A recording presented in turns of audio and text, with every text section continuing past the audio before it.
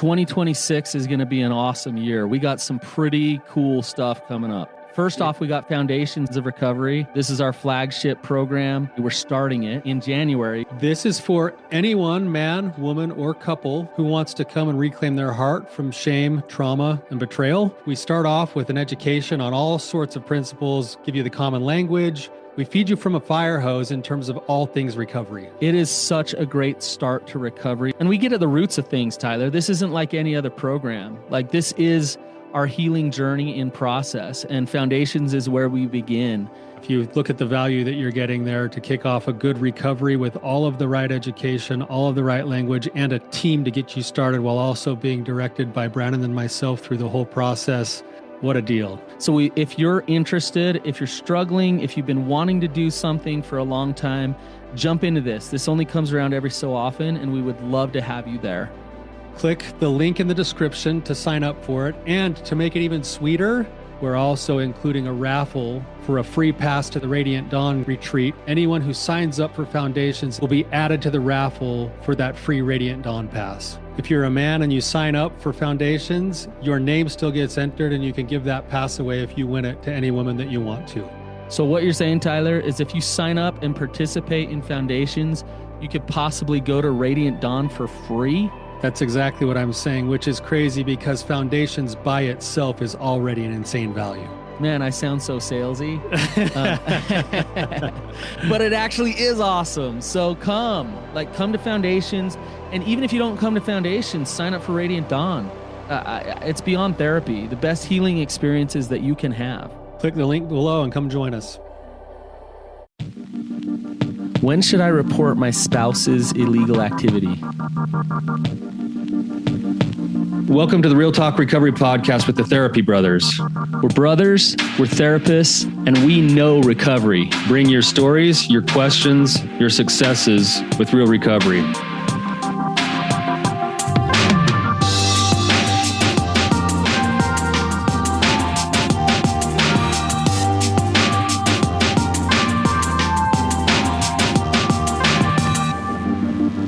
Brandon, this is actually a really good question. We don't often talk about the legal side of things with kind of the stuff we deal with. So this is going to be an interesting discussion today, and grateful to have a good caller. Before we do that, we got a really nice review came through this week for a past caller, Adam. This comes from K. Tulinis. I don't know if I pronounced that right, but this is the review. It says, Adam says, I don't know Adam from Adam, but after listening to his story, I am filled with love and charity for him. It has given me such a new and empathetic perspective toward the partner who has done the betraying in the relationship. We too had a son die, very different than Adam's case, but nonetheless has affected my husband more than I will ever know, as we don't talk about it. Hearing the pain from Adam helps me see my husband in a new light. He also has shame from choices he has made his whole life and from father issues. Thank you all for this truly awakening episode for me, as being on the other side of the choices my husband has made that are hurtful to me, so I can see him as he is. Adam, I pray for you and your brokenness and your family. So much love I'm sending. Wow. What a cool review. Yeah. Talk about, Adam coming on and having courage and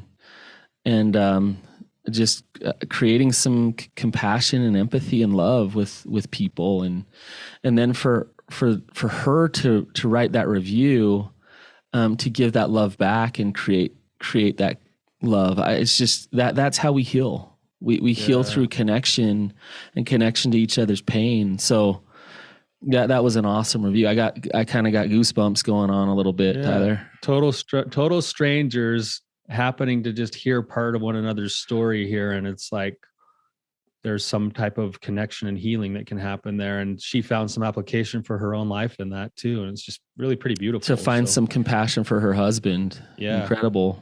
That's awesome. Okay, well, Tyler, how have you been? Are you getting better? Finally, man. I think I've gotten over the sickness that has plagued us since the retreat.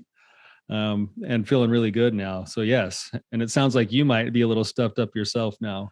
Nah, it's just some allergies. I think I'm fine. I hope it is, because you lectured me for like 2 hours about taking better care of my body. And so if you're getting sick now, I'm going to turn around and do it to you. Don't even try it, man. If you want me to go down the list of how you just beat yourself into oblivion, I will. Don't compare me to you on that front. I just hope you're taking good care of yourself. That's all. Okay.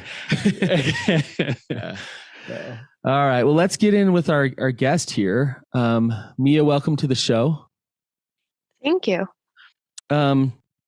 If you could just give us a little bit of background and tell us what's going on with you, and then ask away.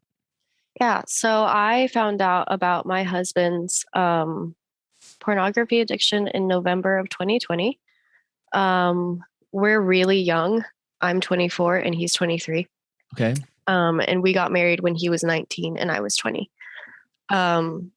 So I found out about 2 years after we were married. I had just had my daughter. And I found some of his accounts. And so for him, his main, like one of the big parts of his acting out was on social media platforms, where he wasn't, quote unquote, just watching porn, but he was reaching out to other people. And he kept it very anonymous because he didn't want it to go into his real life.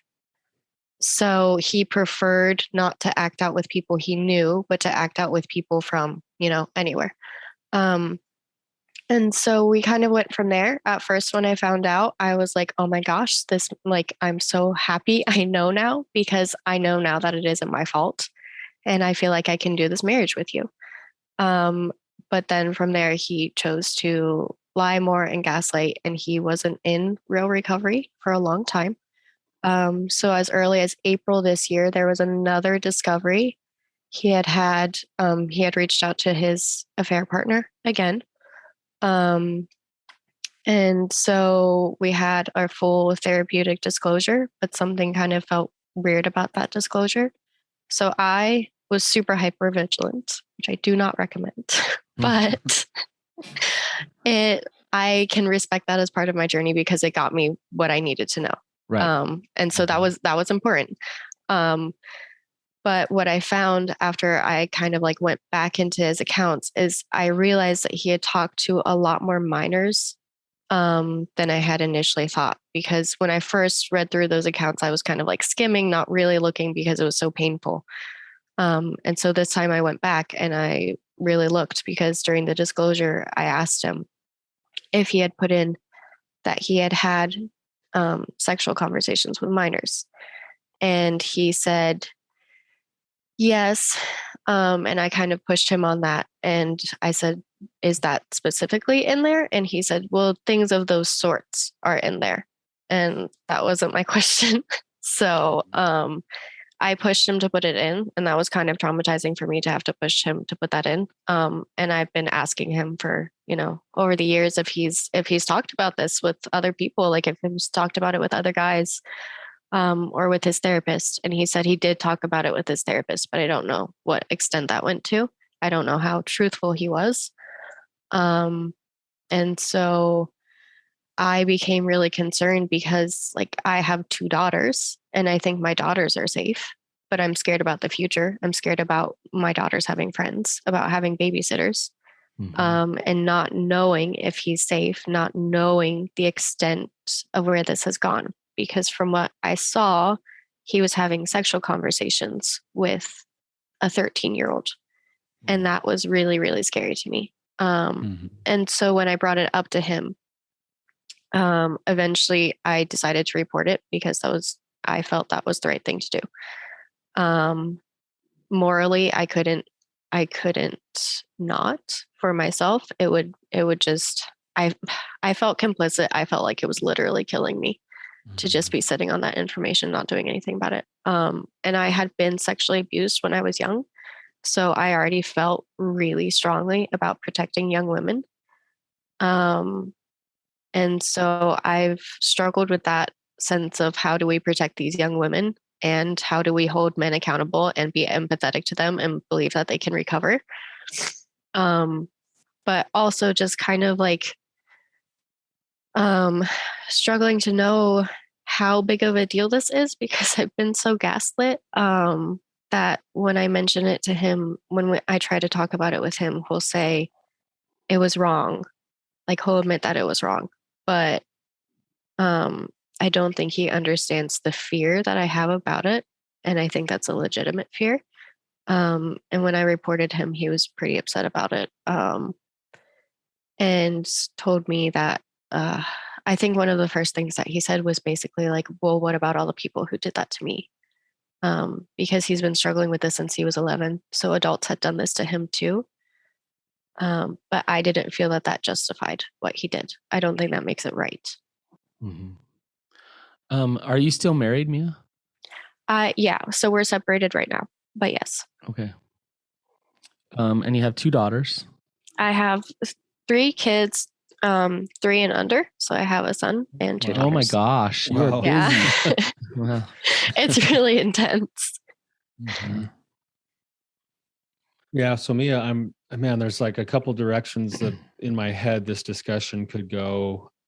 Um, the first one is just the legal part of things that I think is probably an important thing to talk about on our show, just so people understand it. It doesn't get, like you say, it doesn't get mentioned a lot. So there's the legal side of things, but then there's also your own personal side of things in terms of, do I stay or do I go? And what's going to be the right thing for the safety of my kids, that kind of stuff. So could we maybe split those two up for a second and just focus on the legal side really quickly, and then maybe come back around to your personal situation? Yeah. That'd be all right. So a lot of times the question that will come up, and it sounds like you've already done the reporting. Before I go any further, what came of the reporting? Did anything happen? So yes, we had a really bad night. My husband wanted to commit suicide one night. And I had already reported it to the national tip line. Mm-hmm. I can't remember what that's called, but I had already reported it. And the officer that night, when they came to check on him to take him to the hospital, he asked me why we were separated. And I told him it was because he had had these conversations with minors. And I don't know the extent of those conversations from my side. I didn't see any actual child pornography, but they were very sexual in nature. Mm-hmm. So it's being investigated right now. They just got a search warrant for his computers. Mm-hmm. And so whatever comes of that is, like what comes of that, that's out of my hands. I felt like I kind of did what I had to do. Yes. Okay. Good. Okay. So That's still up in the air. that's still going to be a work in progress in terms of what's going to come of this, for consequences, for potential legal ramifications. I suspect that if they find certain things on his computer, he's definitely going to be looking at some pretty serious legal charges that could include some level of extended incarceration, that kind of stuff. Depending on what Mhm. they find. Yeah, depending on what they find. But I can tell you, just from the experience that I've had in the realm of the work we do, that when you're having sexual conversations with 13-year-olds, that usually has some type of a legal consequence. So you may end up on the second part we're going to talk about, you may end up having that part of it that'll actually help you in your decision making process as you move forward, because the legal system might add some added elements to your situation that'll help you in making the choice. But there is some space, Tyler. I've seen this before. There's some space where Mia, you might be in a little bit of limbo, not knowing what's going to happen with the courts and the legal system. And so, will he be going to jail? Will he not be? And so it kind of puts you in a state of, I don't know what's going to happen. Yes. And that can be kind of uncomfortable a little bit from your side of things. Just so and I'm sure you're aware of that already. Yeah. So the legal aspect of this is this, and this is just the case in the United States. If you know that there is harm happening to somebody else, or risk of harm to somebody else, then you have a duty to report it. So if there's the risk of harm to a 13-year-old girl because of these text messages that are coming. It doesn't matter who it's from, whether it's from your husband or from anyone else. Any person who comes to that information has a duty to report. So legally, you did the right thing. Relationally, that's going to be hard. Legally for him, that's going to be hard. Consequentially, that's going to be hard. But you did what you were supposed to do by reporting it. Can I side note this, Tyler, just a little bit? Legally, she did the right thing. Ethically and morally, she absolutely did the right thing. She did the right thing. And Mia, I want you to hear this. You are an outlier here. You're a courageous person who most people in your situation wouldn't have done the right thing.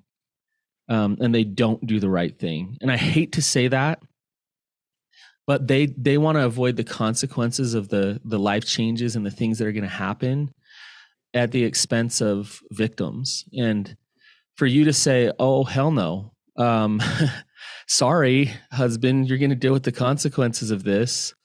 You're doing him a favor. You're stepping into your power. You're stepping into your boundaries. And you're practicing a lot of faith because you don't know where all this is going to land, and you did it anyways. So, Mia, good on you. I just want to say, good job. Way to follow through with that. Yeah, it's so crazy how, because of the emotional ties and even the sensitivity. I love when you even ask your question. You're like, I want to make sure we're not shaming these men even further because we want them to get better. You're even being sensitive there, but the truth is that this is a pretty cut and dry thing. Like, you did the right thing. You did what was necessary. If I was a therapist in the same boat, I maybe handled it slightly differently, and I would have gone to my client and said, hey, this is a reportable thing. I'm going to have to report it, but I'd suggest you do it first because you can take accountability for it. And if you want to make the phone call while I'm listening, go ahead and report it. Because, but then they'll be like, I'm not going to report it. I'm like, okay, I'm going to have to do that then, because that's just the nature of the beast that we're dealing with right now. If an adult married man is having sexually explicit conversations with a 13-year-old, there's no denial that we can use to justify that and to justify not taking that seriously and bringing that to light. And if we use any denial, then we are choosing to allow somebody possibly to get really hurt, a victim. So, yeah. So I think we're all clear then. Mia, you absolutely did the right thing legally. You did it the right thing ethically. You did the right thing for yourself morally. And I would argue that you also helped to do the right thing in hopes to help everything go right in the big picture, not only for you and your kids, but also for your husband. Yeah. Even though he may not see it that way, and he may not see it that way when the charges come. Did you feel that way after you reported, Mia, or did you have any regrets? I regretted the way it happened. I was sad. One of the things that I did, and I know he's going to listen to this, so I feel like I should take accountability for this. One of the things that I did was I shared his full therapeutic disclosure with the police that morning that he wanted to commit suicide. And I feel awful about that because I don't think I should have done that, because I think legally I was thinking, this is him admitting everything. Relationally, it was awful. And I recognized that he did that for me. And then that was private to our, that was our therapy. group. That was therapy. Exactly. Yeah. So, and I really do own up to that. And I really do regret that. And I think that was wrong. And I apologize to him for that. And I know that was really hurtful because it broke trust on his side of me, because I had worked really hard to be trustworthy with him. But so Mia, I want to ask you, because I'm sure you gave it to them. It was proof, right? And it was context, and it was all these things. I can see why you did it, but I also see why you regret that. Yeah. Everything in there wasn't illegal, and everything in there wasn't threatening to somebody, Yeah. So what would you have done differently? How would you have reported it differently than giving that disclosure over? I think because I had his account information, I already had, like what they needed essentially. And because it was 3 a.m, I've thought about why I did that. I was exhausted. I didn't really know what was going on. I was trying to keep my kids asleep. The police were in my house, shining lights on us. It was a really hard moment. I was really worried about my husband. I wasn't thinking clearly. Mm-hmm. And those are all reasons, but I don't think they're excuses. Because I don't think I should have broken his trust in that way, and shared that. Yeah. But yeah.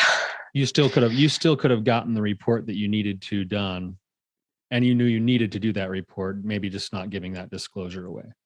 Yeah, exactly. Yeah. Great. Yeah. Mia, do you still feel good about your decision to report it? Yes. And so I think because he kept telling me, when I asked him if he was talking about it, he kept telling me he couldn't talk to guys about it because he was worried he would get his kids taken away. Mm-hmm. And so in my mind, as much as this sucks for him, I was like, it's removing that barrier. You've already been reported. You can't be reported again unless you do something else. And so now this gives you, I mean, if you look at it in this way, it gives you the freedom to talk about it and to address it, because I felt scared that he was hiding it. I know that addiction is progressive, and if you hide it and you don't face it, like really face on, it's going to get worse. It's going to sit in him, and he can't address it on his own. Mm-hmm. Right. Yeah. Mia, to comment to that, I think this is where it's kind of paradoxical and it's hard. If somebody has children on their arousal template, it's important for them to acknowledge and bring to light that they have children on their arousal template. And when they acknowledge that, and I know this sounds weird, but they accept that, then they have a lot more power to choose not to act on that. It becomes conscious. And so when it becomes conscious, they're able to be aware of that, be careful of that, and protect themselves and protect others. When somebody has children on their arousal template and they don't want anybody to know about that, and they don't even want to admit it themselves, then in those moments when on their social media, the opportunity to connect with a child or they're alone with a child come around, those parts just start raging and they start coming out, and so you reporting him forced him to bring it to the light some, which could be saving him massive consequences down the road. And it's this weird thing of, let's not hate him because that's on his arousal template, but let's hate the fact that he has hurt 13-year-olds by doing what he did. And that's not okay. But he does have that on his arousal template. It's there, and we can't change that. Mm-hmm. This also starts to move into like the second part, which is your situation and what to do with it, and what maybe things to be looking for. This is a really challenging thing, because if you are in the situation that maybe something like your husband is in, he's going to be getting some mixed messages, because if he goes to a really good therapist, the therapist is going to be like, take ownership, be humble, own it, own all the consequences. You're going to get a clear conscience. You're going to be able to grow into your manhood better. You're going to be able to like what you see in the mirror.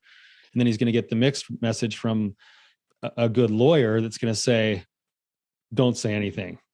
You're gonna bury yourself legally if you actually come clean and are totally honest with things. And so there's this like pinch point sometimes where really well-intended people, a therapist and a lawyer, are going to give different advice. And I can tell you from but Tyler, I want to say that pinch point happens when they've already crossed the line of breaking the legalities. If they haven't, then they can avoid getting in that pinch point. Exactly. You see what I'm saying? Yeah, 100%. And of course, we're talking to two therapists right now, so you know what way we're going to lean. But I'm going to say, like, you're not going to really, and this gets into like whether you should stay or you should go. If your husband has to have his arm twisted into doing the right thing all the time, that's not really recovery. And your kids are at risk. Yes. Whereas if your husband, like I've seen this happen both ways, where I've dealt with men where they come clean and they're like, oh my gosh, I can't believe I've let it get this far. Like, wow. And they call and they go into the detectives and they tell the whole story. And I've had guys spend a couple of years in prison over this. I've had guys, but they've done it of their own fruition because they want to get right and they want their heart to be right and they want to feel confident in who they are and they want to get better. Like, those guys do way better. And I've seen their marriages be saved. And then I've had other guys who like root in and are like, nope, we're going to play this going to the bitter end because I don't want to lose my kids and my family. And guess what? They end up losing their kids and their family. They just do it in a different way because they never get better. And eventually their wife says, we can't run the risk here.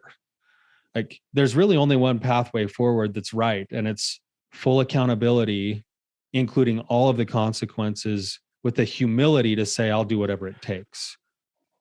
And if you're not getting that on a consistent basis, then that's going to lead to that same feeling you probably got when you were being gaslit and it didn't quite feel right and something was missing. It's going to have that same flare of instability and fear and anxiety because you don't have that like wholehearted buy-in to the recovery process. Mia, do you want to, with everything Tyler just said and what it's going to take for him, and I know that he's going to listen to this, but do you want to stay married to him? Is that what you're fighting for? Is to stay married? If he can be safe, yes.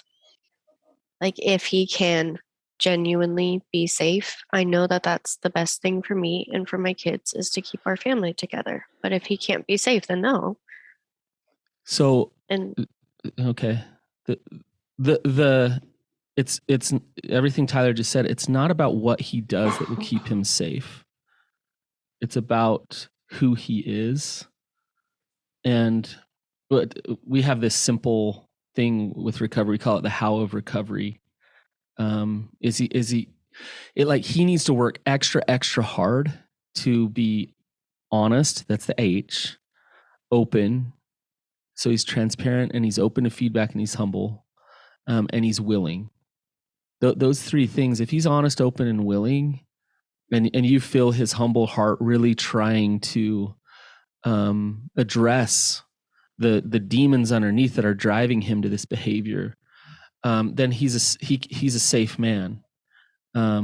If he's gaslighting, if he's manipulative, if non-accountable, living in secrecy, prideful, then he's going to do everything he can to manipulate you to get you to think that he's honest, open, and willing. But guess what, Mia? You have this feminine intuition inside of you that's gonna catch on to some of that stuff and really know either way. And it sounds like you've already listened to that, and you're going to have to continue to listen to that to be aware whether or not he is that type of man in recovery or not. But that's what will protect him from acting out, is to be that honest, open, willing man. And that's what will protect your children. And that's what will protect you in the marriage as well. And you want to be really aware of what that feels like and how that feels from your partner. When Brandon's talking, Mia, like, have there been times when you've felt the difference from him that's honest, open, and willing versus otherwise? And can you draw a distinction between those two kinds of places? Not yet. The last time that he had a period of sobriety, I was over his shoulder. And the first time, like when he started to face adversity, he lost his sobriety. And when I was no longer over his shoulder, he lost his sobriety. And so right now we're like literally today, he's getting a new sponsor. So I don't know where that's going to lead. I don't know if he's going Mia, to is have he this getting a heart new yet. is he getting a new sponsor because you're kind of pushing him to make some changes and that's why he's doing it? He's getting a new sponsor because he lost his sponsor when he was in the hospital. I did push for it. Okay. Like I want you to pay attention to those things. Why do I want you to pay attention to those things? To see if he's willing to do it on his own. Yeah. Where's his Yeah. heart? Is he doing it because he's compliant with you, or is his heart really shifting and he's becoming a proactive person in his recovery?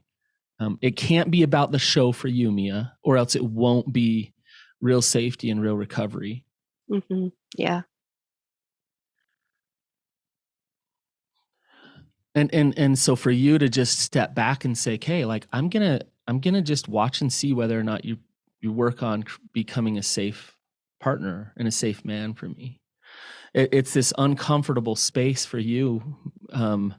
And I like what you said earlier. Your hypervigilance actually helped bust this all open. Mm-hmm. But for trust and real safety to happen in the relationship, you need to protect yourself with boundaries, with support systems, with all your recovery capital, and step away for a little bit just to watch and see whether or not he's in recovery or not. Right? Yeah. Yeah. And I think he definitely has been kind of doing it for me. I mean, I've pushed for basically everything. Like I found his therapist. I did, I was the recovery secretary.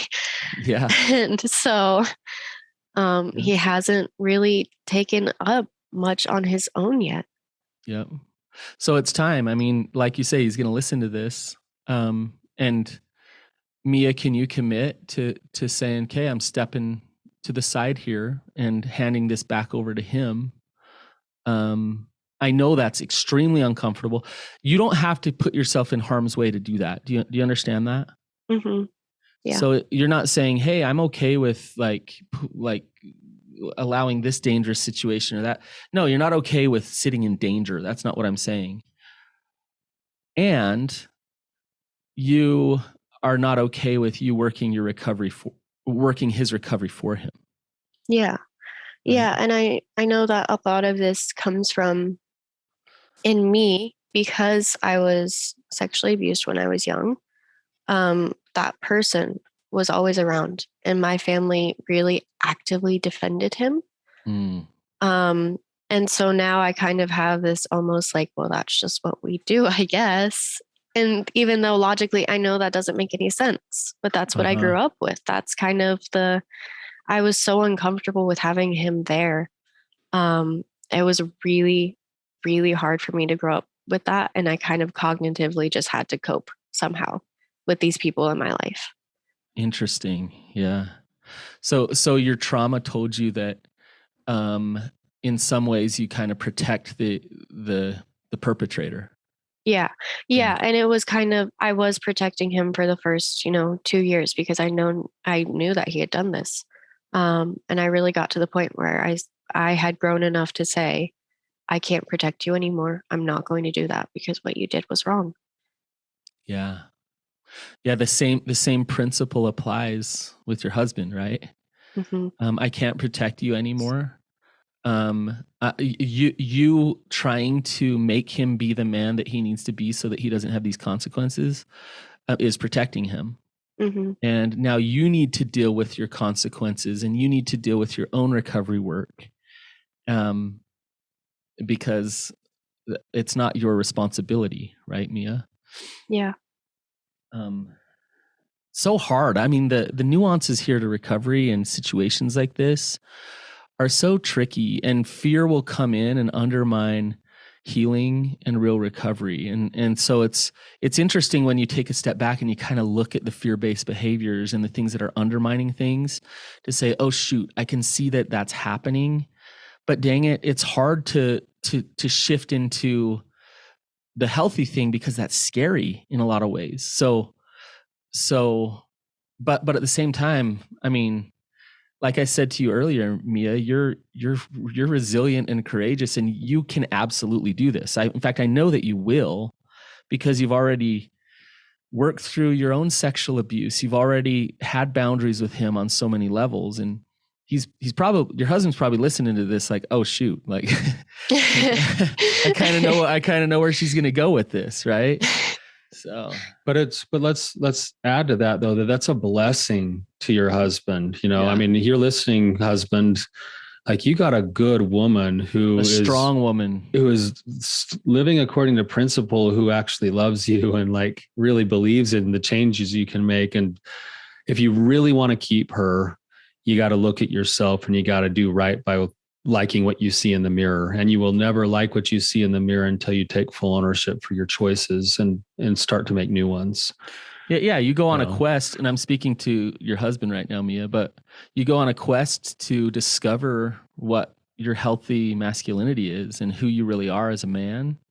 And recovery is about recovering an understanding of self. And it's not about salvaging your marriage and manipulating your wife into staying with you. That's not recovery. So go do that real work, and then you're a woman like Mia will totally want to be with you. Yes. But if you don't do that real work, Mia, you've got to go, right? You got to protect your own children. So yes. Yeah. And I separated from him with the intention of divorce. And then I got really scared because he has the resources for a lawyer and I don't. And so that like I've faced all these practicalities that have made it really difficult to go through with that, even though I have so many days now where I'm like, that would probably really be better for me. Right. And being able to step into those places with courage.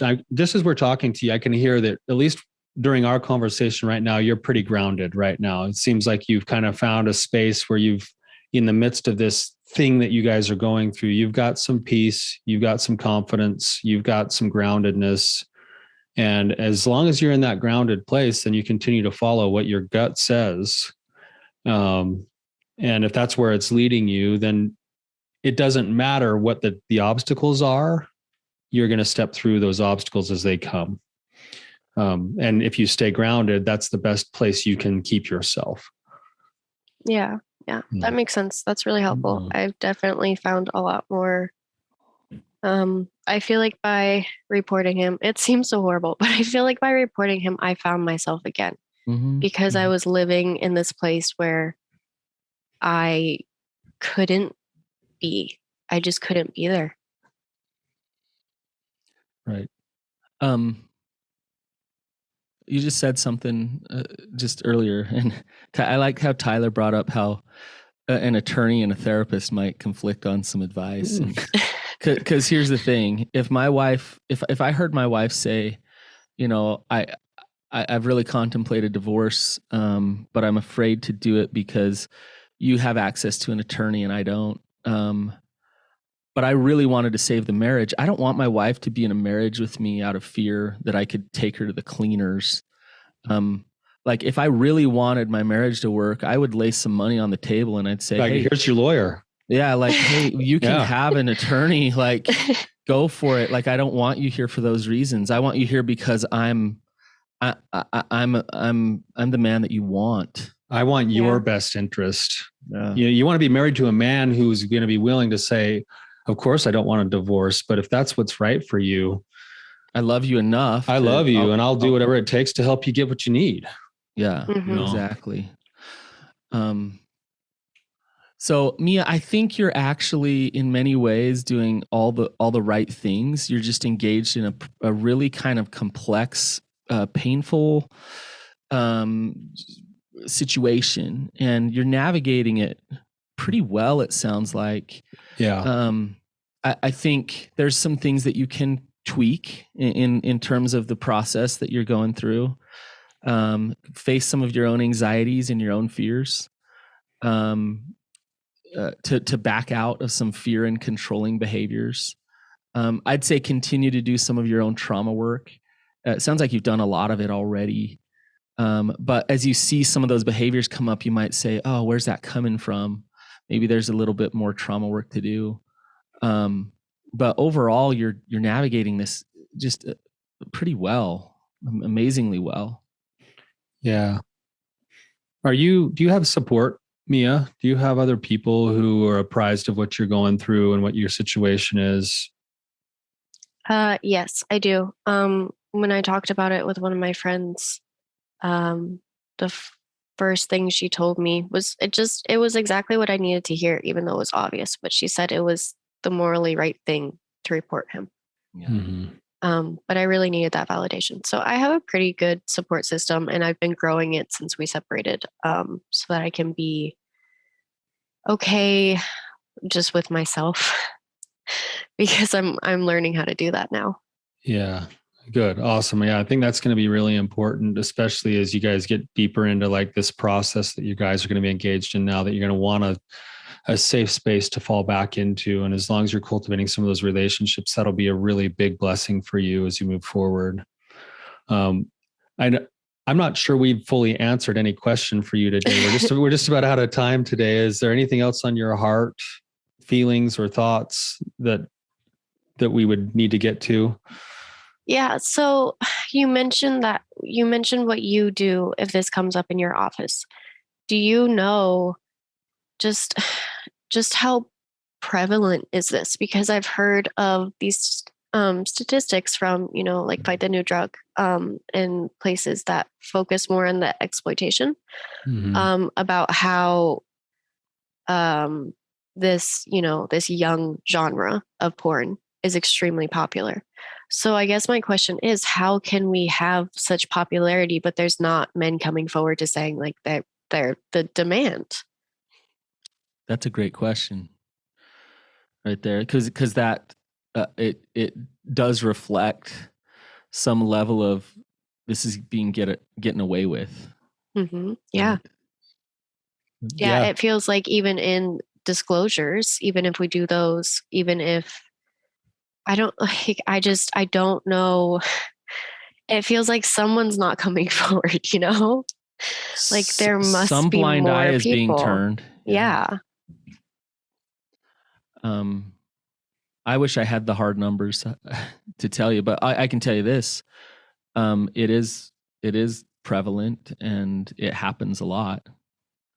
And I think it's definitely, there's probably multiple places where the blind eye is getting turned, sometimes intentional and sometimes not. We live in a society right now where there's a whole world of sex trafficking right here in the United States that nobody ever wants to talk about.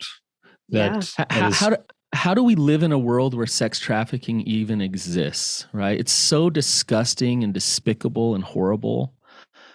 Yet it doesn't only exist, it's so common, and that's horrible, Mia. Like, yeah, I wish that there was more accountability, consequence, and just no level of tolerating it. Yeah. Yeah. And I think I ask that because I've talked to other wives and I've told them, my husband has done this, and they're shocked. And I'm thinking, but like it's not just my husband, because I Right. know that these numbers are quite high. So where is the disconnect between these two things, that men aren't coming forward about this? Are we just still hiding it? Uh-huh. Yeah, and I think it could be all sorts of things. I think it could be the level of denial inside of the person doing the things. I think it could be a level of ignorance inside of like a therapist that doesn't know to ask the specific right kind of question. I think you get a lot of like those. There's a lot of factors that go into it. There's the space of a spouse who might have an inkling that there's something's there, but she doesn't want to actually have it come to fruition because of all the implications it might mean. Like it's an inconvenient, really painful thing for everybody, and I think it's sometimes on purpose and sometimes not on purpose, but it's definitely there. And the other part of this that's even messier, and this could be a whole other subject sometime, is that for most men, even the ones who think that they've only been with, doing things with people who are 18 or older, there's a pretty good chance that some of the content that they've consumed has had people who are under 18, but they've just checked a thing that said, I'd realize I'm over 18, but they don't want to actually consider the fact that there's other people on the other side that aren't keeping those rules either. Mm-hmm. And coming to that awful reality of wow, that's entirely possible. Then in the things that I've consumed, I didn't do it on purpose, but maybe that is the truth. Maybe I have. You know? Especially on social media, where I've heard of a lot of, especially the younger guys, act out with social media. And I know the ages on social media is like what, 13 to be able to have an account most places. So, and so it's happening. And I feel like we're not, in the recovery community, I feel like we're not holding the space for that yet. Mm-hmm. Yeah. There's definitely a gap there and a hole there. And I wish Brandon and I had all those answers, Mia. That's definitely something that I think there are a few places like, Fight the New Drug and Operation Underground Railroad, organizations like that are actually doing a pretty good job trying to bring it into the light, but they're just small still. Well, and I don't have the answers to it, but I think, Mia, you just bringing it up and saying, hey, like, I want to talk about this. I think that is one of the answers is to bring light to this horrible thing and to shed light on it and say, look, this is happening. That's one of the first steps to actually address it. Yeah. I will scream it from the rooftops. Yeah. Well, Mia, I sure appreciate you coming on with us and having the courage to not only be vulnerable here on our show, but to fight for truth and fight for recovery in your own life. And just really appreciate you. So thank you. Thank you.